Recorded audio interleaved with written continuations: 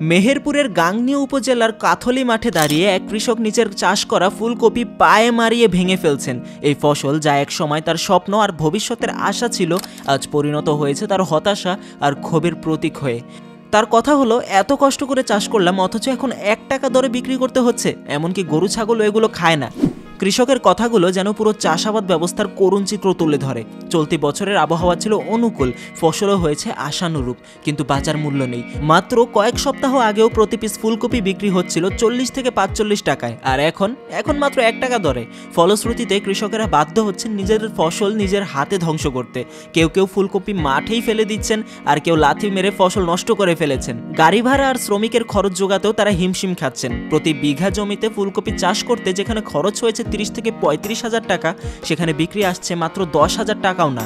ক্ষতির পরিমাণ এতই বেশি যে জমি পরিষ্কার করতেই কৃষকদের গুনতে হচ্ছে বাড়তি টাকা। এই পরিস্থিতিতে কৃষকেরা সরকারের কাছে সাহায্যের আবেদন জানিয়েছেন। সরকার যদি আমাদের লোকসান কিছুটা ক্ষতিপূরণ দিত, তাহলে হয়তো আমাদের এই আগ্রহটা ধরে রাখা যেত, কিন্তু এখন তো কৃষি কাজ করতেই ভয় লাগে। তাদের কথা হলো এরকম।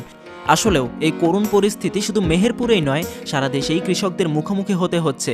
ফসলের ন্যায্য মূল্য না পেলে আগামী দিনে তারা আর চাষে আগ্রহী হবেন কিনা তা একটা বড় প্রশ্ন। তাহলে আমাদের খাবারের যোগান আসবেই বা কোথা থেকে? আজকের এই ফুলকপির মাঠের দৃশ্য শুধু একটা সমস্যার ছবি নয়, বরং পুরো কৃষি ব্যবস্থার প্রতি এক গুরুতর প্রশ্ন। আমাদেরকে আরেকবার ভেবে দেখা উচিত নয়? এখন এই সম্পর্কে আপনার মতামত কি করলে এই বিষয়টা উন্নত হতে পারে সেটা আপনি কমেন্ট বক্সে জানাতে পারেন। ভিডিওটা শেয়ার করে দিন প্রত্যেকের সাথে, লাইক এবং ফলো করে সাথেই থাকুন জুম বাংলার।